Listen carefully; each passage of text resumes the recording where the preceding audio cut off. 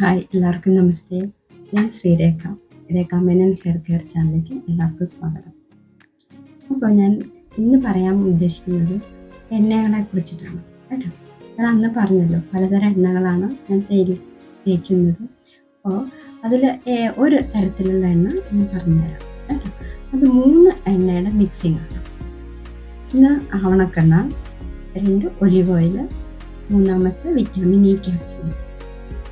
അപ്പോൾ ഇത് 3 കൂടിയുള്ള ഒരു മിശ്രിതമാണ് ആയിട്ടുള്ള ഓയിലാണ് കേട്ടോ ഞാൻ തേക്കാൻ പോകുന്നത്.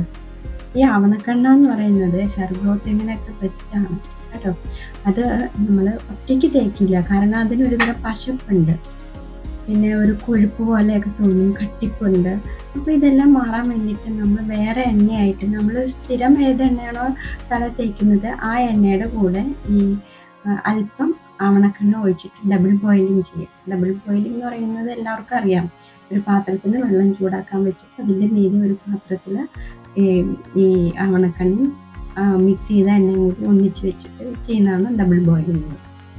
പക്ഷേ ആവണക്കെണ്ണ പലതരത്തിൽ കിട്ടും കേട്ടോ. അപ്പോൾ ഇപ്പോൾ ഇവിടെ ഞാൻ വാങ്ങിച്ചിട്ടുള്ളത് കോൾഡ് പ്രസ്ഡ് കാസ്റ്റർ ഓയിലാണ് കേട്ടോ. കോൾഡ് പ്രസ്ഡ് ഇതാകുമ്പോൾ നമുക്ക് യാതൊരു സൈഡ് എഫക്റ്റും ഉണ്ടാവില്ല. 2 തരത്തിലുണ്ട്, ഹോട്ട് പ്രസ്ഡും ഉണ്ട്, കോൾഡ് പ്രസ്ഡും ഉണ്ട്. അപ്പോൾ അങ്ങനെ ആകുമ്പോൾ ഇതിനെ ഹോട്ട് പ്രസ്സിനേക്കാളും വളരെയധികം ന്യൂട്രീഷൻ ഉള്ളതാണ് കോൾഡ് പ്രസ്ഡ്. ഹോട്ട് പ്രസ്ഡ് എന്ന് പറയുമ്പോൾ നമ്മൾ അതിൽ കുറേ കെമിക്കൽസ് ഒക്കെ ചേർത്തിട്ടായിരിക്കും നമ്മൾ ചൂടാക്കി എണ്ണ എടുക്കുന്നത്. ഇതങ്ങനെയല്ല. അപ്പോൾ എന്തുകൊണ്ടും നമുക്ക് നല്ല ഗുണം, നല്ല ഉപയോഗിക്കാൻ എളുപ്പമായിട്ടുള്ളതാണ് കോൾഡ് പ്രസ്ഡ്. കോൾഡ് പ്രസ്ഡിന് കുറച്ച് വില കൂടുതലാണ് കേട്ടോ. ഇതിപ്പോൾ 100 ml ആണ്. ഇതിൻ്റെ 100 ml അതിന് ഒരു 140 രൂപയാണ്. നമുക്ക് ധൈര്യമായിട്ട് ഇത് ഉപയോഗിക്കാം കേട്ടോ. അകത്തേക്കും ഒക്കെ ഉപയോഗിക്കാം. ഇത് നമ്മൾ മിക്സ് ചെയ്തിട്ട് തലോട്ടിൽ തേച്ച് പിടിപ്പിക്കുമ്പോൾ നല്ല മസാജ് ചെയ്യുമ്പോൾ ബ്ലഡ് സർക്കുലേഷൻ വർദ്ധിക്കും. അപ്പോൾ ഈ രോമകൂപങ്ങളൊക്കെ ഉണ്ടെങ്കിൽ അത് അതിൻ്റെ ഉള്ളിലുള്ള എന്താണോ തടസ്സമായിട്ട് നിൽക്കുന്നത്, ഫംഗൽ പോലെയുള്ള സംഭവമൊക്കെ ആണെങ്കിൽ ആൻറ്റി ഫംഗലാണ് ഇത്, അപ്പോൾ ആൻറ്റി ബാക്ടീരിയലാണ്. അപ്പോൾ അതിൻ്റെ ആ തടസ്സം മാറി മുടി ധാരാളമായിട്ട് വരും. അതാണ് ഗുണം കേട്ടോ. പിന്നെ വിറ്റാമിൻ ഇ, നല്ല പ്രോട്ടീനാണ്, അതറിയാലോ എല്ലാവർക്കും. പിന്നെ ഒലിവ് എണ്ണ, ഇത് 3 കൂടിയാണ് ഞാൻ തേക്കുന്നത് കേട്ടോ. അപ്പോൾ ബ്ലഡ് സർക്കുലേഷൻ വർദ്ധിക്കുന്നതോട് കൂടിയിട്ട് നമുക്ക് ഹെയർ ഗ്രോത്തിൻ്റെ വളർച്ചയും നമുക്ക് സാധിക്കും. അപ്പോൾ ആ ഒരു ഉദ്ദേശത്തിന് വേണ്ടിയിട്ടാണ് കേട്ടോ ഇത് നമ്മൾ തേക്കുന്നത്. പിന്നെ എല്ലാം നല്ല പോളിഷ്, ഇത് ഫേസിൽ ഉപയോഗിക്കാം കേട്ടോ. ഫേസിൽ നാൽപ്പാമരാതി വെളിച്ചെണ്ണയുണ്ട്.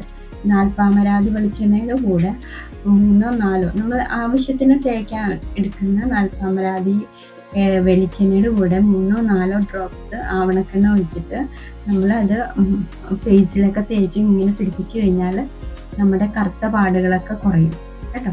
ആവണക്കെണ്ണയ്ക്ക് അങ്ങനെയുള്ളൊരു ഗുണം കൂടി ഉണ്ട്, സ്കിന്നിനെ ബ്യൂട്ടി ആക്കാൻ പറ്റും.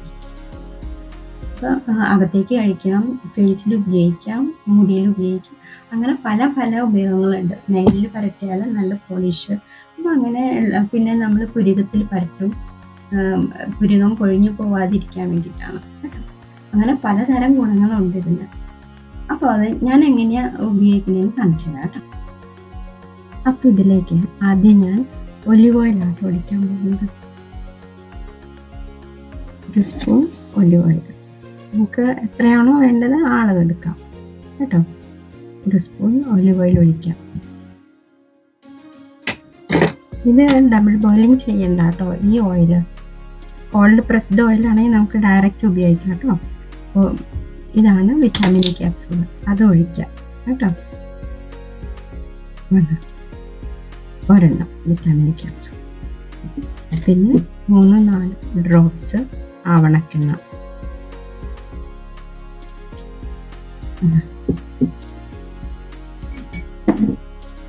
എന്നിട്ട് ഇത് നല്ലവണ്ണം ഇളക്കണം, മിക്സ് ചെയ്യുക.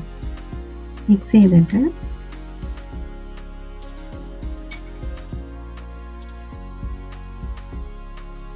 ഇത് വേണം നമ്മൾ തലയിൽ തലോട്ടിലൊക്കെ പരട്ടി നിൽക്കാൻ കേട്ടോ.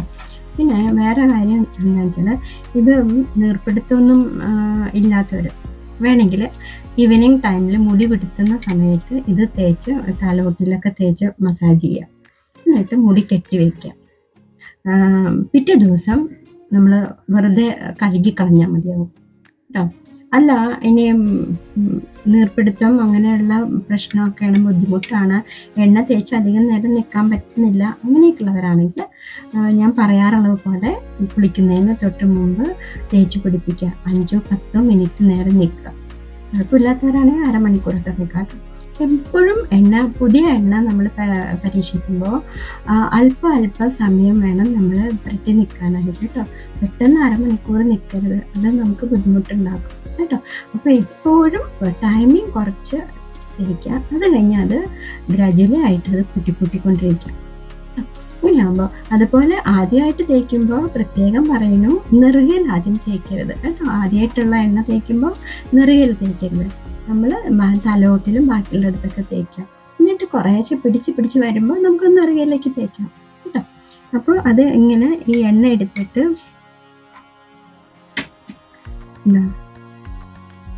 തലോട്ടിലൊക്കെ തേച്ച് പിടിപ്പിക്കാം കേട്ടോ.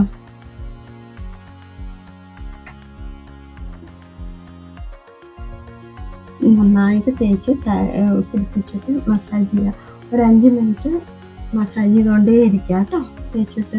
എന്നിട്ട് അല്പം ഇതെടുത്തിട്ട് നമുക്ക് മുടിയിലൊക്കെ പരട്ടാം കേട്ടോ.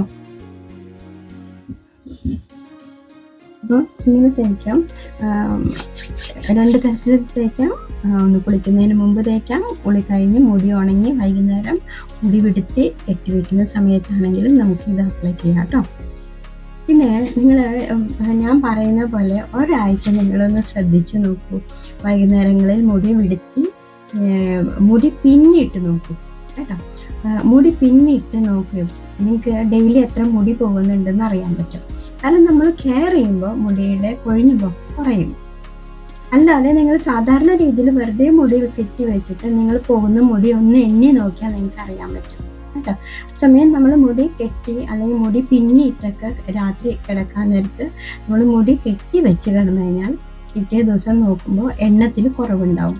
മുടി കൊഴിഞ്ഞു പോകുന്ന ആ എണ്ണത്തിൽ കുറവുണ്ടാവും കേട്ടോ. അപ്പോൾ എപ്പോഴും നമ്മൾ മുടി കെയർ ചെയ്യണം. അപ്പോൾ ഇതാണ് ഇന്ന് പറയാനുള്ളത് കേട്ടോ. അപ്പോൾ അടുത്ത ടിപ്പുമായിട്ട് നാളെ കാണാം. എല്ലാവർക്കും നല്ലത് വരട്ടെ.